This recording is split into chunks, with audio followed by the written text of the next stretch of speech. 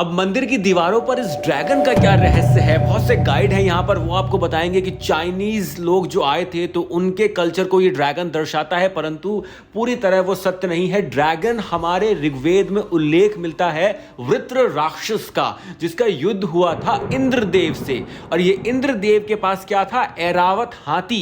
ये जो ड्रैगन और हाथी को दर्शाया गया है, ये उस युद्ध को दर्शाया गया है, ना कि किसी चाइनीज आक्रांता को या विदेशी आक्रमणकर्ताओं को। और जो वृत्र राक्षस था, उसका जो शरीर था वो एक ड्रैगन की तरह था, वो दर्शाया गया है यहाँ पे। ये ऐसे रहस्य हैं हमारे मंदिरों के जिसके बारे में हमें ही सही से बताया नहीं जाता, इसीलिए हम कंफ्यूज हो जाते हैं। इन मंदिरों पे जितनी भी आकृतियां बनी हैं, उनके पीछे कहीं ना कहीं हमारे वेद और पुराण हैं। अब ये वाली मूर्ति देखिए यहाँ पर, इसको देख के आपको सच में प्रमाणित हो जाएगा कि ये हमारे वेदों में से किसी राक्षस को या यक्ष को यहाँ पर दर्शाने का प्रयास किया गया है। एक और यहाँ पर आपको मैं मूर्ति दिखाऊंगा। यहाँ पर ये देखिए, इसमें आपको आधा शरीर जो है वो स्त्री का है और आधा पुरुष का।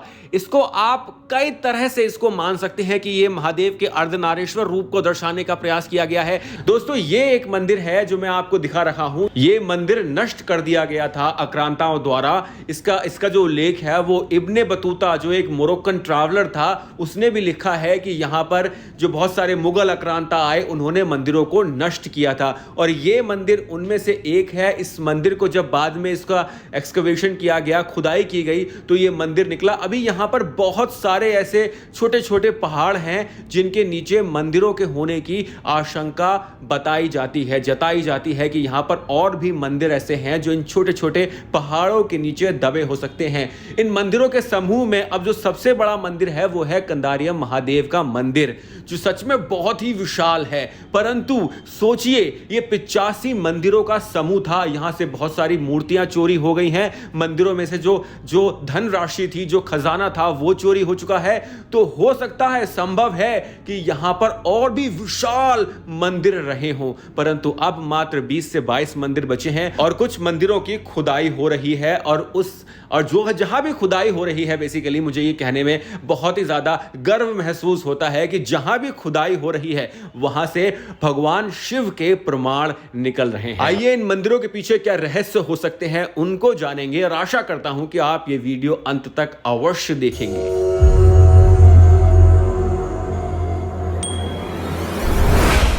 कारीगरी इतनी अच्छी है दोस्तों कि अंदर जो मूर्ति है, केवल मूर्ति के ऊपर रोशनी पड़ रही है, बाकी चारों ओर उसके अंधेरा है। 9वीं शताब्दी में इस चीज को पाना बहुत मुश्किल रहा। दोस्तों, ये वीडियो खजुराहो वाले व्लॉग का ही दूसरा भाग है। इसमें हम इन मंदिरों का इतिहास और मंदिरों की दीवारों पर बनी संभोग के लिए उत्तेजित करने वाली मूर्तियों को बनाने के पीछे क्या कारण हो सकते हैं, उनके बारे में जानेंगे। परंतु उससे पहले यह जानना आवश्यक है कि इन मंदिरों पर बनी मात्र 10% मूर्तियां ही नग्न मैथुन क्रियाओं को दर्शाती हैं।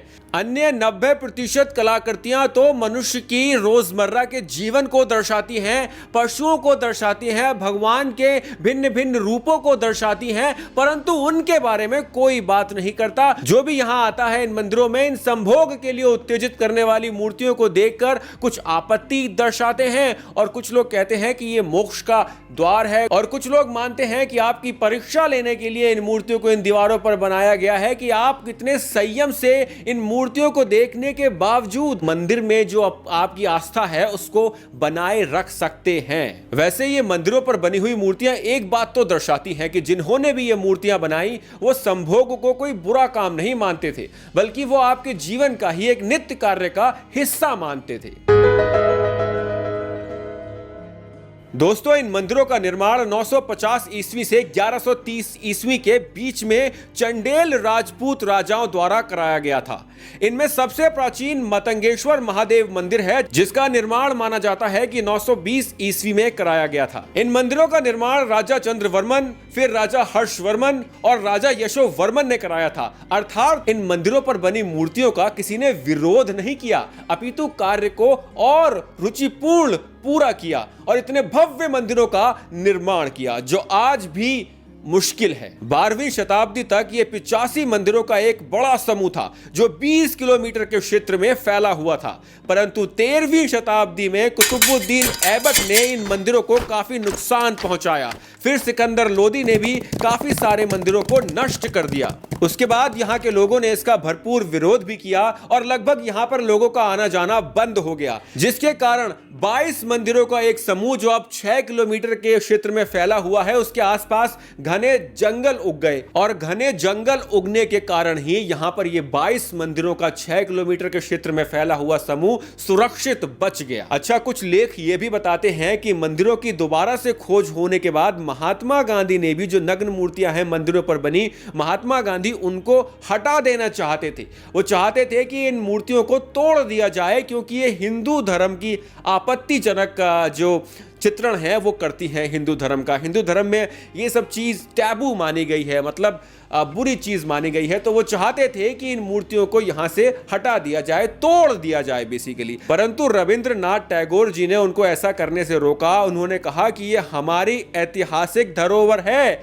और इनके साथ छेड़छाड़ नहीं होनी चाहिए, जिसकी वजह से फिर गांधी जी ने ऐसा कुछ करने का आदेश नहीं दिया। 1986 में इन मंदिरों को यूनेस्को वर्ल्ड हेरिटेज साइट में सम्मिलित कर लिया गया और आज ये भारत के प्रमुख पर्यटक स्थल में से एक हैं। अब जानते हैं कि इन मंदिरों की दीवारों पर जो आपत्तिजनक और उत्तेजक कलाकृतियां बनी हैं, उनके पीछे क्या क्या कारण हो सकते हैं।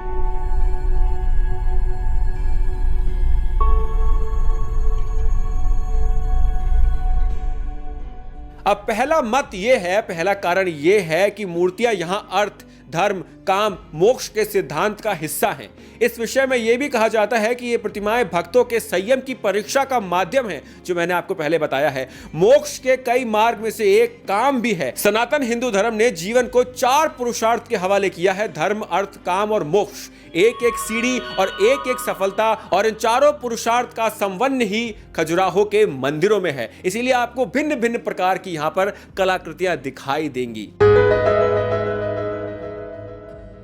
अब दूसरा कारण यह बताया जाता है कि उस काल में बौद्ध पंथ के प्रभाव के चलते बहुत से हमारे युवा जो हैं वो गृहस्थ आश्रम को, गृहस्थ जीवन को छोड़ने लगे थे। वो चाहते नहीं थे कि हम विवाह करें या गृहस्थी बसाएं, और वो ब्रह्मचार्य और संन्यास की ओर अग्रसर होने लगे थे। उन्हें पुनः गृहस्थ धर्म के प्रति आसक्त करने के लिए ही देश भर में ऐसे मंदिरों का निर्माण किया गया और यह दर्शाने का प्रयास किया गया कि गृहस्थ रहकर भी आप मोक्ष को प्राप्त कर सकते हैं। यह आवश्यक नहीं है कि मोक्ष को प्राप्त करने के लिए आपको संत बनना है, साधु बनना है, जैसे कि उस समय प्रचलन में रहा होगा। दोस्तों, यह है भगवान विष्णु के वराह अवतार की एक मूर्ति। एक चट्टान को तराश कर इस मूर्ति को बनाया गया है। सोच के देखिए हमारे लोगों पर कितना ज्ञान था कि ऐसी सटीक मूर्ति एक चट्टान को तराश के बनाई गई है। इस मूर्ति को काफी नुकसान भी हुआ है, तोड़ा भी गया इसे, पर इसकी थूथन देखेंगे अगर आप तो उस पे भूदेवी की आकृति भी दर्शाई गई है। इतनी सटीक आप देखेंगे, ये रचना है अपने आप में जो आज के समय में भी लोग नहीं कर सकते, और हमारे पूर्वजों ने इसको उस समय किया था जब उनके पास मॉडर्न इक्विपमेंट्स भी नहीं थे। ये अपने आप में बहुत सुंदर कारीगरी है दोस्तों। अब तीसरा कारण यह बताया जाता है कि चंदेल राजाओं के काल में क्षेत्र में तांत्रिक समुदाय की वाम मार्गी शाखा का वर्चस्व था। वाम मार्गी शाखा वो है जिसमें तंत्र विद्या को अलग अलग प्रकार से दर्शाया जाता है। इसमें संभोग भोग दोनों को ही उचित माना जाता है, जो योग तथा भोग दोनों को मोक्ष का साधन मानते हैं। बेसिकली ये मूर्तियां उनके क्रियाकलापों की ही देन हो सकती हैं। कामसूत्र के आधार भी प्राचीन कामशास्त्र और तंत्र सूत्र हैं। शास्त्रों के अनुसार संभोग भी मोक्ष प्राप्त करने का एक साधन हो सकता है। अब चौथा कारण यह है कि खजुराहो के मंदिर के निर्माण के संबंध में बुंदेलखंड में एक जनश्रुति प्रचलित है। कहते हैं कि एक बार राज पुरोहित हेमराज की पुत्री हेमवती संध्या की बेला में शाम को सरोवर में स्नान करने पहुंची। उस समय आकाश में विचरण करते चंद्रदेव ने जब स्नान करती अति सुंदर नव यौवना से भीगी हुई हेमवती को देखा तो उन पर वो आसक्त हो गए, मतलब उनकी तरफ आकर्षित हो गए।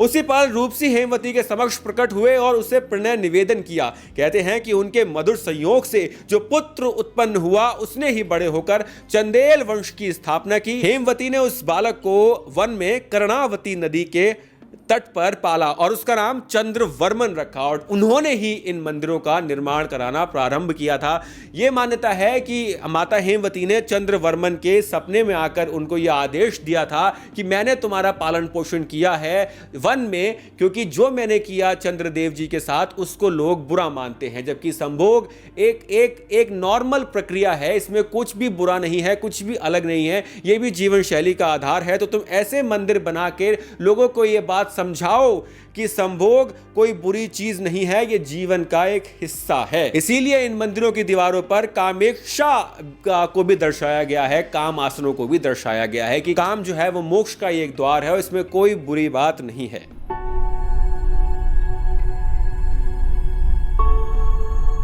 अब दोस्तों एक और कारण इसके पीछे है जो मुझे काफी हद तक मुख्य कारणों में से एक लगता है। ये सारे मंदिर भगवान शिव के काम रूप को दर्शाते हैं। आपको स्मरण होगा कि माता सती जब सती हो गई थी उसके बाद भगवान शिव बैरागी हो गए थे और उनको फिर से गृहस्थ जीवन में लाने के लिए कामदेव को ये रिस्पॉन्सिबिलिटी दी गई थी कि आप जाइए और भगवान शिव पर अपना प्रभाव डालिए, जिसके बाद वो दोबारा से गृहस्थ जीवन में आ सके। परंतु भगवान शिव ने अपने तीसरा नेत्र को खोला और कामदेव जी को भस्म कर दिया। पुनः उनको बाद में जीवित भी कर दिया गया था, पर उस समय उनको भस्म कर दिया। ये मंदिर कामदेव जी को ही डेडिकेटेड हैं, समर्पित हैं और ये दर्शाते हैं कि गृहस्थ जीवन बहुत ज़रूरी है, इंपॉर्टेंट है, आवश्यक है और यदि आप गृहस्थ जीवन में नहीं आएंगे तो मोक्ष की प्राप्ति आपको मिलना संभव नहीं है। इसीलिए भगवान शिव के काम रूप पर ही इन मंदिरों को दर्शाया गया है और काम से जुड़े जो आसन हैं वो इन मंदिरों की दीवारों पर बने हैं। ये भी इन मंदिरों के निर्माण के पीछे मुख्य कारणों में से एक है जो बहुत कम सुनने को मिलता है, परंतु ये मुख्य कारणों में से एक है कि इन मंदिरों का निर्माण कामदेव के लिए किया गया था। सारे मंदिर कामदेव जी को समर्पित हैं। तो दोस्तों ये हैं वो मंदिर। आशा करता हूं कि आपको वीडियो अच्छा लगा होगा। अगले व्लॉग में मैं आपको जहां लेके जाने वाला हूं वो एक अद्भुत स्थान है, रेगिस्तान के बीचों बीच चट्टान के नीचे नीले पानी का एक सरोवर। क्या है उसका रहस्य जानेंगे अगले वीडियो में। अगर वीडियो अच्छा लगा हो तो कमेंट, लाइक, शेयर किए बिना मत जाइएगा। चैनल को सब्सक्राइब कर लीजिए। यदि वीडियो बहुत ही अच्छा लगा हो तो आप फाइनेंशियली मेरी हेल्प कर सकते हैं और अगर आप नहीं भी कर पाए तो बस कमेंट सेक्शन में लिख दीजिए हर हर महादेव।